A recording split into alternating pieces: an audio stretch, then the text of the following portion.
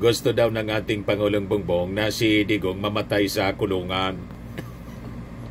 May narinig kayong ganyan na statement galing sa ating Pangulo na si Digong gustong mamatay ng ating Pangulo sa kulungan? Wala pong ganong pagnanais yung ating Pangulo. Never, kahit yung mga supporters niya, mga Marcos loyalists, never po na nagnais si PBBM at ang mga sumusuporta sa kanya. Kahit po tayo, ayaw nating mamatay sa kulungan si Digong. Ang gusto natin mga kababayan, si Digong makalabas ng buhay.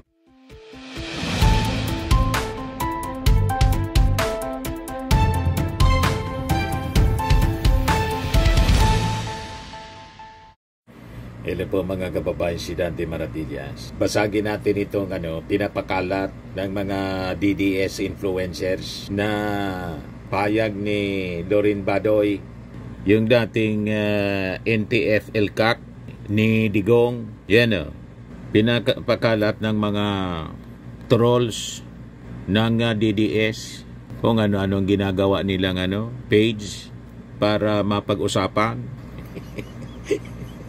Yan ang strategy nila. Sige lang gawa ng mga kung ano-ano mga Facebook page. Nag-establish sila ng mga news organization. Kung ano-ano lang, mga kababayan, importante makapag-post sila. Mga hindi man kilala. Yan news ngayon. Di ba? Sabi dyan, Dr. Lorin Badoy, binanatan si PBBM. Death makes PRRD immortal, idiot. Idiot daw yung ating Pangulong Bongbong Marcos. Kasi gusto daw ng ating Pangulong Bongbong na si Digong mamatay sa kulungan. May narinig kayong ganyan na statement galing sa ating Pangulo na si Digong gustong mamatay ng ating Pangulo sa kulungan? Wala pong ganong pagnanais yung ating Pangulo. Never, kahit yung mga supporters niya, mga Marcos loyalists, never po na nagnais si PBBM at ang mga sumusuporta sa kanya. Kahit po tayo, ayaw nating mamatay sa kulungan si Digong. Ang gusto natin mga kababayan, si Digong makalabas ng buhay. Paano niya Mr. Maravillas na makalabas ng buhay? Ano yung dapat na gawin? Bring him home. Hindi po bring him home. Kailangan matuloy yung trial para mai-defend ni Digong ng maayos yung kanyang sarili. At kapag nangyari yung mabilis na dapat itong ninanais nila speedy trial, di ba? Para pag napawalang sala ng ICC si Digong, di makakawi siya ng matiwasay. Makakawi siya ng buhay at matiwasay, mga kababayan, at pwede siya uli na umupo bilang mayor ng Davao. Yan ang ating amithiin mga kababayan. Diba? And I think ganun din yung ating Pangulo. Pero iba yung iniisip ninyo, kayong mga supporters ni Digong, bakit gusto ninyong mamatay sa kulungan? Diba? Walang wish na ganyan po ang mga Marcos supporters, kahit yung ating Pangulong Bongbong. Kaya lang, may obligasyon yung ating Pangulo bilang leader ng ating bansa. At sabi nga ng ating Pangulo, wala man siyang kinalaman sa kaso ni Digong po. 2017 pa niya yan. Kaya lang, may obligasyon tayo sa Interpol. Yun ang naging paliwanag ng ating Pangulo nang aristuin po si Digong ng Interpol at i-deliver doon sa The Hague.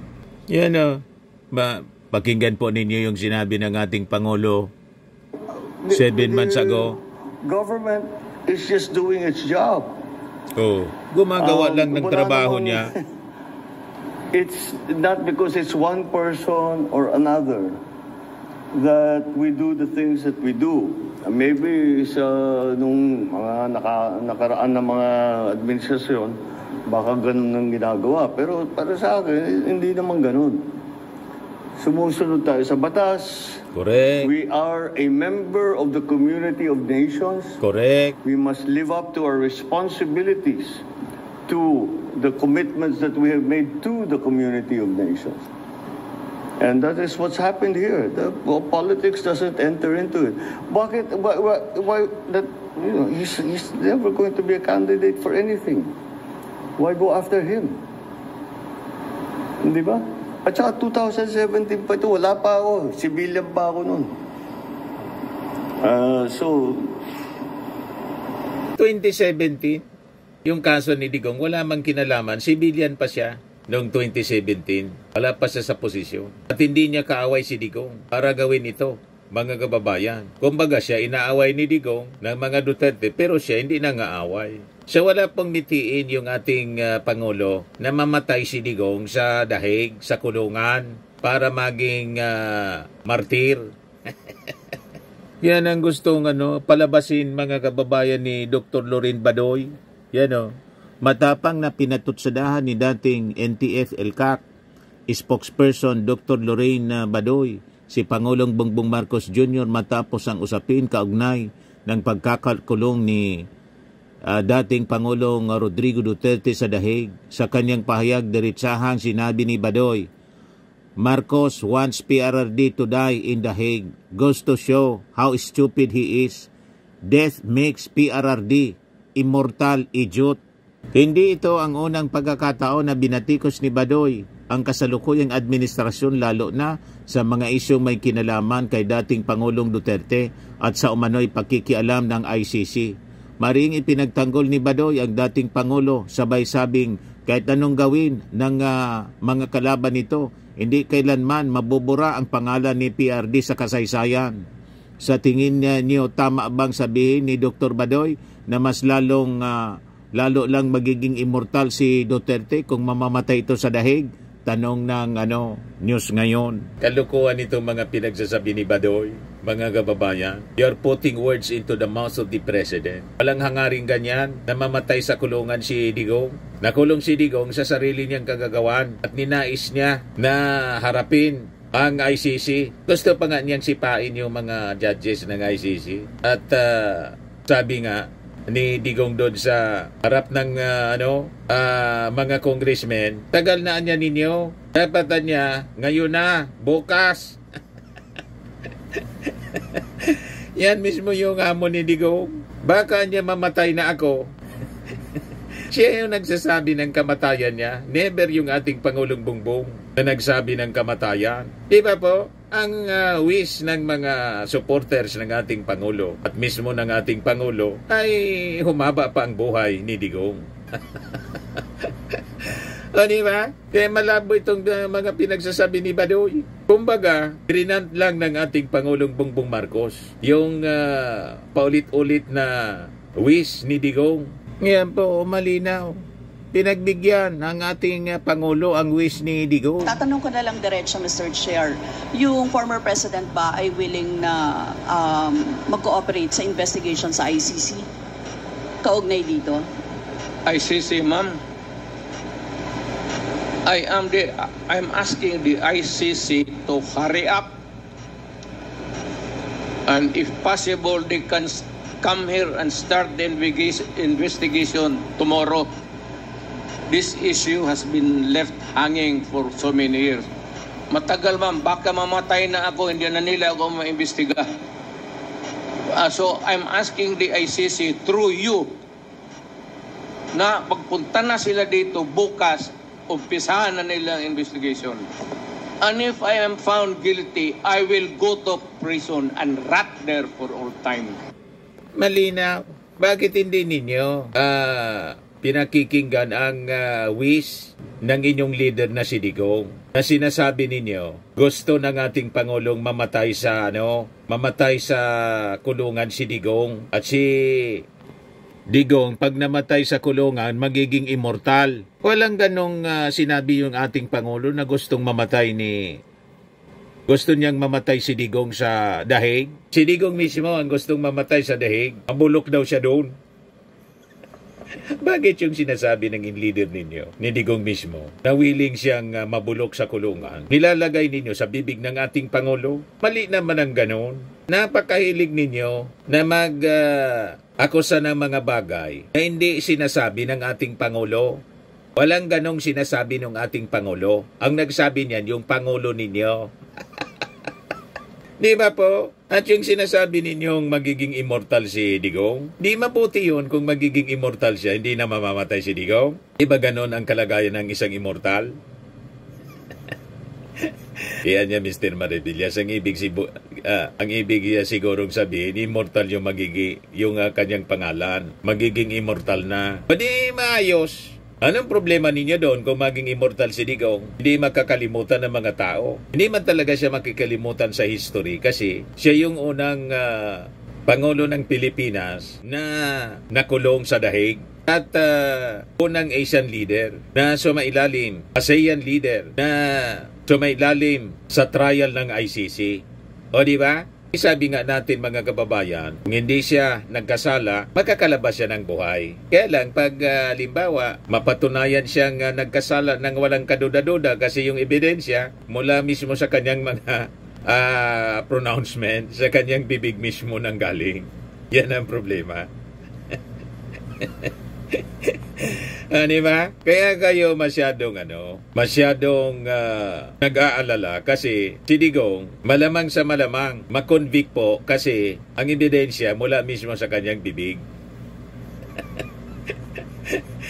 Ito ngayon yung latest ng mga development sa ICC. ICC Appeals Chamber urged to dismiss Rodrigo Duterte's appeal for interim release. So sabi ng Office of the Prosecutor, the defense failed to establish any legal or factual error in the decision for his continued detention. The decision is reasonable and correct. Mr. Duterte's 3 grounds of appeal failed to establish any legal or factual error. Rather, the defense repeatedly expresses its mere disagreement with the decision, mischaracterizes and ignores the chamber's reasoning, and misstates and misunderstand the applicable law. The appeal should therefore be dismissed, sabi po ng prosecution. Sabi po ni Attorney Colmenares, dapat niya simulan na ang trial. Anyway, I think malapit na mangyari yung trial kasi sigurado man lang po yung appeal nila denied ulit. Ulit-ulit lang po, paikot-ikot lang yung mga sinasabi ni Kaufman. Wala nang laman. Lahat alibay, mga kababayan. Kaya sabi ni Attorney Colmenares, dapat na niya simulan na yung trial. At last, the pre-trial chamber has decided that the ICC has jurisdiction in the pending case against President Duterte for crimes against humanity. So, let the trial begin.